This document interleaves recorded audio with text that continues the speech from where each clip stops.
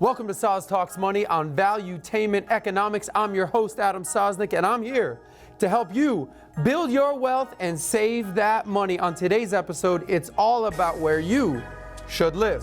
Let's talk money. All we talk is money. All we talk is money. All we talk is money. All we talk is money. So let me ask you a question. Do you prefer to rent or do you prefer to buy? I want to get your opinion. No, like literally, I want to get your opinion. Please comment below and let me know how you feel. We value your comments. We read all your comments. Comments like this. And also comments like this. And even not so nice comments like this. It's all good. We're big boys. We're big girls around here. We appreciate your feedback. We love your comments. We are here for you. So with that being said, we're here for you. We want to know all about you. What do you prefer, renting or buying? That's the question. So let me ask you, if you Google rent versus buy, do you know what pops up? Literally a million different articles saying completely different things. Half the articles say, no way should you rent. It's throwing away money. You're paying your landlord's mortgage. You're pissing money away. And then the other half of articles are saying home ownership is overrated. It's not worth it. It's a complete waste of time. It's a scam. So which one is it? Let's get into the numbers. So today, mortgage rates are some of the lowest of all time. They're hovering around 3%. To put that in perspective, in the 90s, mortgage rates were 10%, and in the 80s, mortgage rates were around 18%. What? Mind blown, brains all over the walls right now. That's crazy. So to put it in perspective, 3%, very low, all-time lows. Now, the average home value in America today is somewhere between $250,000 and $300,000, depending on where you live. Speaking of where you live, it's all about location, location, location, location. Let's get into some of the most expensive and least expensive places that you can live. So the least expensive place, the cheapest place that you can live is in West Virginia. Sorry, Mountaineers. You can buy a place in West Virginia for $108,000. Wah, wah, pretty cheap there. I don't know if you want to live in West Virginia, though. However, the most expensive state to live in is the beautiful islands of Hawaii. To buy a house there, it's $635,000. That ain't cheap, baby. Now let's get into the most expensive cities to rent. This is for a one-bedroom. Can you guess what number one is? Number one, San Francisco. Number two, New York City. Number three, San Jose, just outside of San Francisco, so it's a little pushover from there. Number four, Boston. Number five, LA. Number six, Oakland, just close to San Francisco, so anywhere near San Francisco costs an arm and a leg to live. Number seven, our country's capital, Washington, D.C. It is not cheap there. Number eight, Seattle, up on that west coast. And number nine, San Diego, weather, weather, weather. And number 10, my hometown of Miami. So that's the top 10 most expensive cities to live in America. Now, what's the least expensive cities to live? These are cities where not that many people are trying to live at, so that's why it's so cheap. Let's break that down. The cheapest place to live, can you guess it? Can you guess it? It's Toledo, Ohio. It only costs a little over $500 for a one-bedroom there. Not too many people, I guess, are trying to live in Toledo. Number two on that list, Evansville, Indiana. Number three, Green Bay, Wisconsin. Go Packers. Number four, Rochester, New York. Number five, Columbia, Maryland. Six, Tucson, Arizona. Seven, Fargo. Eight, Springfield, Missouri. Number nine, Lubbock, Texas. And number 10, Bakersfield, California. So that is the most expensive cities to rent and the least expensive cities to rent as a cross-reference. Here we go, moving on. Where can you get the best bang for your buck if you're gonna buy? If you wanna buy, you wanna get a good bang for your buck, right? This whole show is all about saving money, so I'd be remiss if I didn't put this on the list. What's the best bang for your buck? Well, it's Motor City, baby. Detroit, number one city, best bang for your buck. Here we go, number two, Cleveland. Number three, Memphis. Four, Toledo. Five, Buffalo. Six, Pittsburgh. Number seven, Corpus Christi, Texas.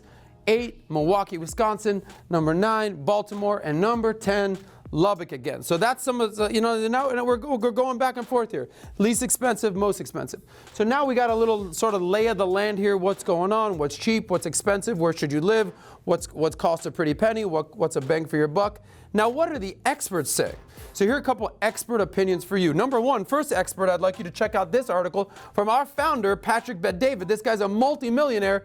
Yet for the longest time, he rented. Why did this guy rent? He could live anywhere he wanted, but he decided to rent. What's up with that? I don't care about buying a house. The American dream to me is not buying a house. The American dream to me is freedom. That's what the American dream to me is. Number 2, I interviewed Samantha DiBianchi. She was on $1 Million Listing Miami. She's a realtor. You see her on Fox Business. She's all over the news.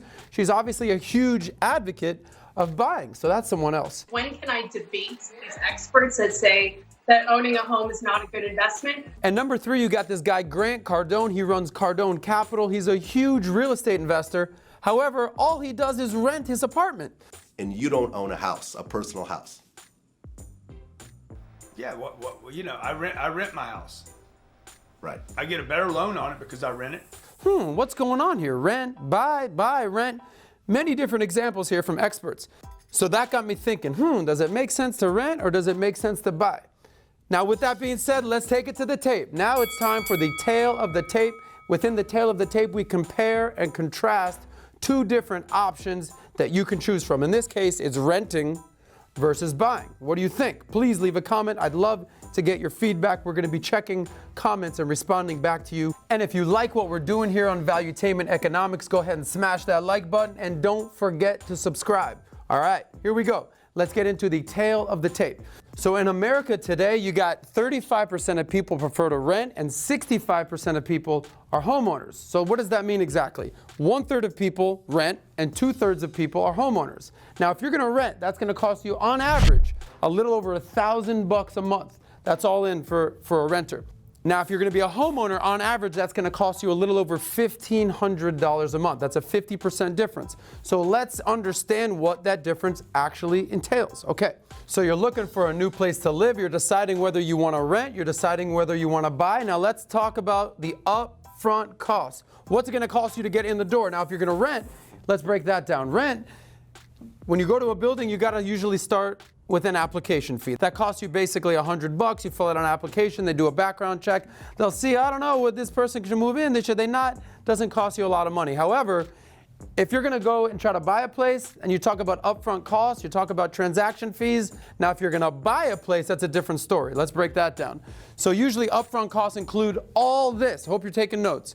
Transaction costs include inspections, appraisal, loan origination fees, government agency fees, titles, escrow, and then you get this, closing costs might be 2 to 5% of your purchase price. And then if you're buying a place, there's a sales commission, which ranges from 3 to 6%. Now let's talk about a down payment. If you're gonna rent a place, usually sometimes you gotta put down first, last, and security. That's like worst case scenario. There are other places where they say, all right, look, just start paying rent, put down a little security deposit, you're moving right in. Now, if you're gonna be putting down a down payment for a new place to live, the average down payment in America today is around 12%. So let's break down what that numbers mean. 12% is the average. First-time buyers, you can get it as low as 6%. There's also something called the FHA loan, which is as low as 3.5%. But they recommend, here we go here now, they recommend you put down 20% as a down payment so you can avoid paying PMI, which is private mortgage insurance. So that's a little lay of the land when it comes to upfront costs and down payments. So now let's get into the big one, which is debt, which is mortgage versus no mortgage, which you're paying interest rates or you're paying no interest rates. Well, when you're renting, there's no debt, there's no interest rates, there's no financing. So you just pay what you pay for rent. Now, when it comes to buying, you usually have to get a mortgage, unless you're buying a place just straight cash. I don't know if you're doing that. So a mortgage today, as we discussed, they're hovering at some of the lowest rates ever, closer to 3%. Now, do you qualify for that? How's your credit? These are some of the things that you need to consider when you're looking for a mortgage. Now, when it comes to a mortgage, there's some good news and there's some bad news, right? So some of the good is your mortgage interest payments you could write off. It's a tax deduction. Now, some of the bad news is this. Whether you're getting a 15-year mortgage or a 30-year mortgage, check this.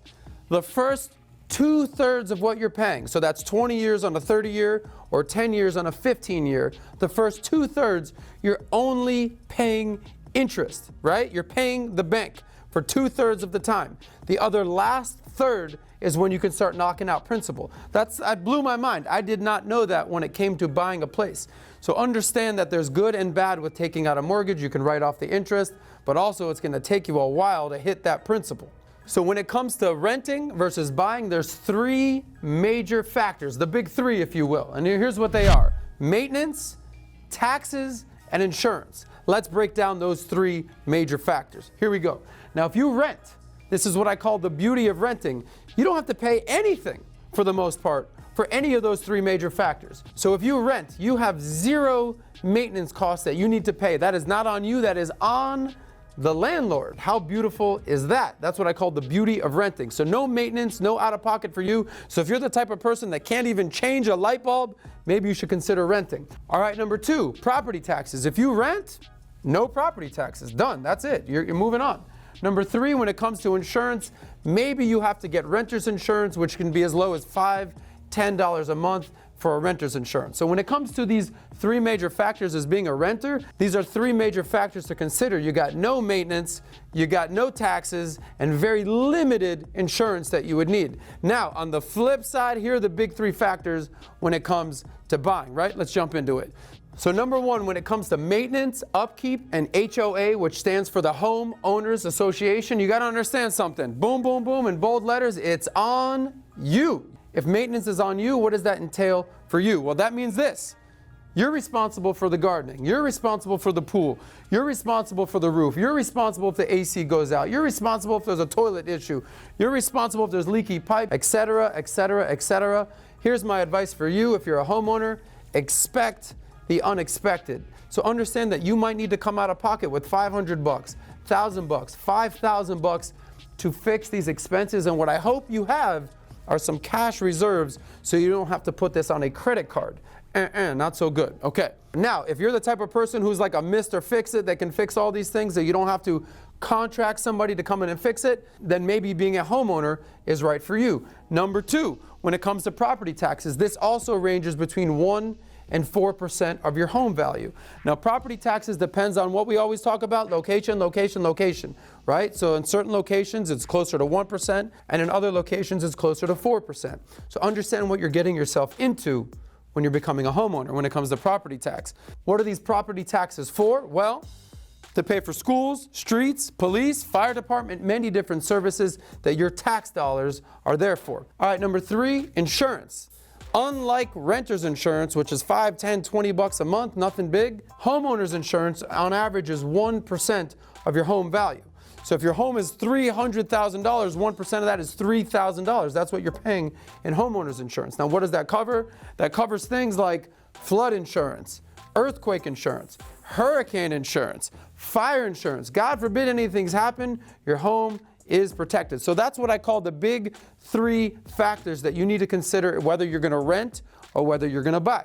So that leads us to our next category, which is predictability, meaning what can you expect to pay? Now, when you're a renter, you can expect to pay the absolute max a month, meaning you know your maximum, meaning you know that every month the maximum amount that you'll be paying is rent and utilities. That's it. That's your max. That's what you're paying. Moving on. So when you're a homeowner, you're only going to know the minimum that you'll ever pay. You're never really going to know the maximum. Why is that? Because we know that you're going to be paying your mortgage and utilities, and besides that, you've got maintenance, you've got upkeep, you've got taxes, you've got insurance, but beyond that, you never really know what's going to happen, right? So you're only going to know the minimum that you'll be paying. Moving right along, here's my favorite part of being a renter. It's all about the flexibility, meaning no long-term commitment, meaning you can move year to year depending on your life situation. Let's get into it. You can make moves easily. All of a sudden, your income goes up. Let's move to a nicer place. All of a sudden, your income goes down. Oh, not so sure. We might have to move.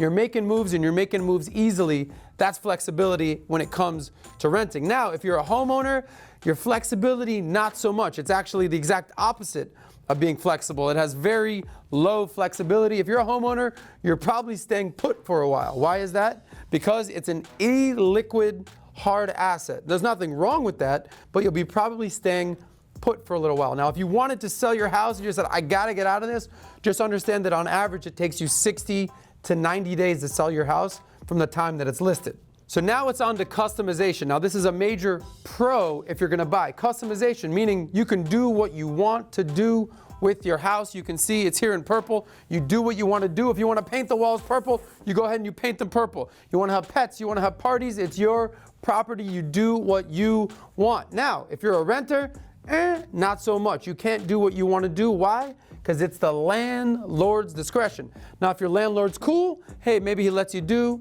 kind of things you want to do. But if your landlord's an asshole, you got to play by his or her rules. So understand that customization favors being a homeowner versus being a renter. That's on you though. Now let's talk opportunity cost. This is what it's all about. How much money is this costing you? Now, if you're a homeowner, you got to understand something. A lot of your money is being pumped into your house, which isn't necessarily a bad thing, but here's what it is. It's almost like a forced savings plan, meaning every single month, every single year of your life, boom, payment, boom, payment, boom, payment. You're building up equity in your home. You're hopefully getting appreciation within your home. On average, homes appreciate year over year 3%. So it's almost like a forced savings plan, like I said, increasing the value of your home. So that is a homeowner. That is the opportunity cost of being a homeowner. So now if you're a renter, I want you to listen, and I want you to listen good. You have to, and I mean have to, invest elsewhere. If you're just renting and just paying rent and doing nothing else with your money, I'd rather you buy, straight up. However, if you're gonna rent, you have to be investing in other asset classes. Now, what are these other asset classes that we're talking about? So for me, example, I rent and I invest all my money in the stock market and a little bit in my business. So that's what's worked for me. So my advice for you, if you're gonna be a renter, that's cool, right? We just went down the list of some of the advantages of renting, but if you're not investing elsewhere, you're missing the boat. Where else can you invest? Like I said, in the stock market. You can invest in business. You can even invest in REITs, which is real estate investment trust. You can invest in real estate without investing in literally being a homeowner. So with these investment opportunities, you can make 6, 10, 12, 20% on your money versus maybe 3% being a homeowner. So understand what I'm saying here. If you're gonna be a renter, that's cool, but you have to invest. So moving right along, let's talk about equity. Now, if you're a renter, you know how much equity you build in your place? Nothing. You're not building any equity. However, you're not losing any of your equity. So, you're not building, but not losing. Now, if you're a homeowner, you're hopefully building equity. It's not guaranteed. You're not always going to make money, but more often than not, you will be building equity in your home. Now, what are some of the advantages of building equity in your home? Let's break that down. Now, if you build equity, that means you have a higher value of your house, which is basically a safety net. So meaning, if I need some money, if I need to pull out some money, I can refinance my mortgage. I can do a HELOC, which is a home equity line of credit. I can tap into the value of my home. So understand the difference between no equity and equity. So what does this mean for you in the long run? Now, understand if you're a renter, you're going to be making payments for life. That's year after year after year. You're building no equity. You don't own the place. There's no finish line in sight. Every year of your life, you got to be paying rent. So, how do you feel about that? How do you feel about knowing that if you're a renter, you're paying rent straight up every year of your life, all right? And I'm not saying there's anything wrong with that. Just understand that. Now, if you're a homeowner, here's the beautiful part about being a homeowner. You're playing the long game, and there's a finish line in sight. It might take you 15 years. It might take you 30 years, but at some point, you'll have that home paid off. But just keep in mind, like we talked about the big three over here, when you do pay off your home, you still need to be paying taxes, insurance, and maintenance. Those things aren't going away, so understand the long game. So now let's talk about worst case scenario. These are things that nobody really wants to talk about. Who wants to talk about worst case scenario? But we'll talk about it. If you're a homeowner and you fail to pay your mortgage, now what happens to you? You get foreclosed on. This happened to a lot of people. 2008, 2009. We'll see what happens in 2020, but a lot of people in 2020 are making sure they're making their payments because they can't leave their house. Now, if you're a renter and you don't pay your rent, what happens? Well, you gotta go, buddy. You just got evicted. So these are some of the worst case scenarios between being a homeowner and a renter. Now, what does it all come down to? I think we can understand here, it is by far cheaper to rent, right? But you're gonna be making payments the rest of your life. So it's cheaper, but every single year, you're gonna be making payments. So being a homeowner is definitely more expensive. We went down the line here of why it's more expensive, but here's a little not so fun fact for you to just keep in the back of your mind. Did you know that over 30 years of paying off your mortgage, you'll actually end up paying double what you bought your house for? Let me say that again. If you bought your house for $250,000, over 30 years, you'll end up making almost $500,000 in payment. I don't know how you feel about that. Did you know that? So that's the difference between being a renter and a homeowner. So the question is this: who do you want to be? What kind of lifestyle do you want to lead? I want to know. Please let us know in the comments what kind of lifestyle you're more interested in. Now let's break this down. Who should rent and who should buy? So you should rent if you are more interested in mobility, flexibility, freedom of movement. You're unsure of your next move. It's okay to be unsure of what your next moves are, but if you're unsure, it's probably better to be a renter so you're not locked in. If you're changing your mind a lot, you're not sure, I don't know, should I stay in this career? Should I change career? Should I live here? Should I not live here? Probably better to be a renter. Renting, just so you know, is more about a short term, right? Short term, I'm not sure, here, where am I going? What am I doing? All about the short term.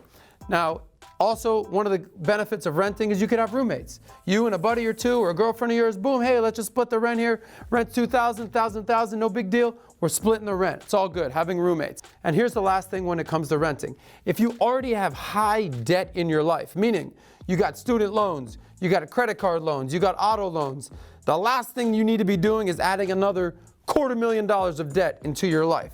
So understand that's who should be renting. So now, who should buy? You should buy if you're a little more stable, secure, you're stationary, you ain't going anywhere for a little while, you're gonna be raising a family, you know exactly where you wanna be. This is what we call the American dream, pride of home ownership, settling down, having a family, you're planting your roots, sense of community. These are the perks of being a homeowner. Now, if you're a homeowner, don't plan on moving for at least 5 to 10 years. That's kind of the whole point of all this. You're staying put. So the last thing I'll say is if you have low debt and you have trouble saving, this might be a great savings plan for you, right? We talked about a forced savings plan. So those are some of the benefits of being a home owner. Okay, so now it's time for Did You Know? Did you know that between the ages of 18 and 48, that's 30 years right there, between the ages of 18 and 48, the average American will have 12 jobs in that time period. That averages out to 1 job every 2.5 years. So what does that mean? Between those ages of 20 and 30, essentially in that age bracket, you gotta stay flexible. You might be moving jobs, especially these days. Now let's talk about regret. According to CNBC, 44% of homeowners regretted purchasing a home, and even more mind-blowing, 63% of millennials regretted buying a home. So what's my point? My point is this: you gotta know what you're getting yourself into before you become a homeowner. So now if you're unsure of whether you still want to rent or buy, we've actually attached a link down below to give you a cost-benefit analysis of becoming a renter versus a buyer. So the link's below. And now it's time for the bottom line. And what's the bottom line? No longer is it a one-size-fits-all cookie-cutter approach to choosing whether you should live. You know what you should do? You should do you. Do what you want to do what fits your lifestyle. You no longer have to live your life based on old mantras. Now, what do I mean? If you want to be a homeowner, that's cool. Own your home, just don't let your home own you. Now, if you want to be a renter, that's cool too, but you have to invest in other asset classes, whether that's the stock market, whether that's in REITs, whether that's in your business, you have to invest. Now, speaking of investing, if you have not seen my video on how to win the money game, check that out right here. And if you have not seen my video on 10 things that are absolutely killing your wealth, check that out right here. And right below, please consider subscribing to Valuetainment Economics. We would appreciate it. And last but not least, whether you're gonna rent or whether you're gonna buy, you need to do the math and save that money. All we talk is money. All we talk is money. All we talk is money. All we talk is money.